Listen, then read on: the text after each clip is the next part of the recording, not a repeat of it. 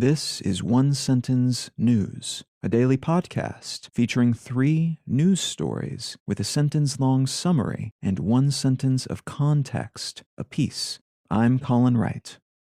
This is a sponsored message. I've been using Anchor as my podcast host for a while now, and it's been a pleasure to use. Anchor offers benefits that most other hosts do not. It's free to use, but it also has a collection of tools that allow you to create a podcast completely within the Anchor website or smartphone app. They distribute your show to Apple Podcasts, Spotify, and all the other distribution channels without any additional effort on your part, and you can make money from your podcast without any minimum audience size. So you can use it as a more traditional podcast host like I do, but it's also got everything you need to start a podcast from scratch. If you're keen to give it a shot, download the free Anchor app or go to anchor.fm to get started.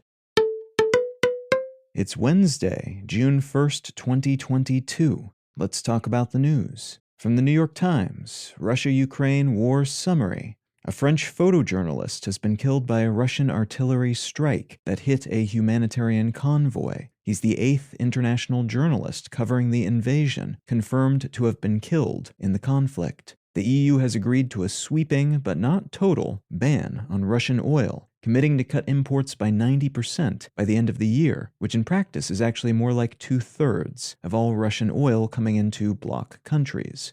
Hungary, which was holding up the process due to concerns about their Russian oil-dependent energy needs, will be exempted from the ban. That EU ban doesn't apply to natural gas for now, and it won't stop Russia from exporting its oil elsewhere, mostly to China and India, though it will deprive the Russian government of some oil income each year, as selling to Asia instead of Europe requires that it sell at a steep discount, currently something like $35 per barrel lower than average global Brent crude prices.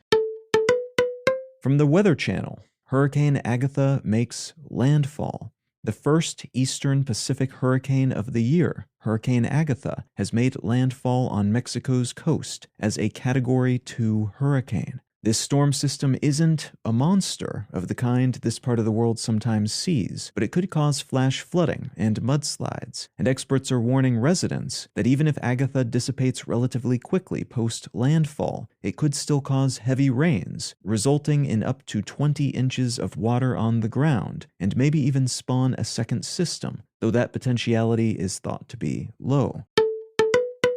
And from the Wall Street Journal, SEC fines BNY Mellon over ESG claims. The U.S. Securities and Exchange Commission has fined the Bank of New York Mellon $1.5 million for making misleading claims about its use of so-called ESG metrics when picking investments. In this context, ESG means environmental, social, and governance, which refers to criteria that are used when making investments. These ones generally considered to be good for the planet, good for society, and good for employees and other stakeholders of the companies in question. The SEC leveled this fine because BNY Mellon claimed to use ESG guidelines when choosing investments for their clients, but actually didn't really. So this is kind of like a false advertising fine, and it's meaningful because ESG causes are increasingly important to some investors, but the use of this term is currently mostly unregulated, and this is the first such fine to be issued by the SEC for this type of unbacked claim,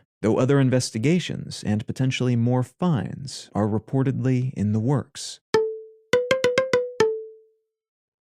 If you're finding some value in One Sentence News, consider leaving a quick review wherever you get your podcasts and/or sharing the show with a friend. You can find out more about this show or subscribe to the email version at onesentencenews.com. And you can support this and other related projects, like the Let's Know Things and Brain Lenses podcasts, at understandery.com.